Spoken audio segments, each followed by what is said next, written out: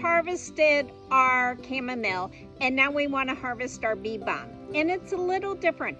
In the chamomile, we just wanted the little flowers and we put them on the screen to dry. On the bee balm, the big flower heads are harder to dry on a screen.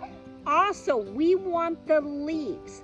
Both are used in our culinary stuff. Now, what I do is, now I had to cut this so you could see it close up. I cut right above a node, a leaf node. I need to sharpen these because I want it to bloom again. And if I cut right above a leaf node, then that's where it's going to flower.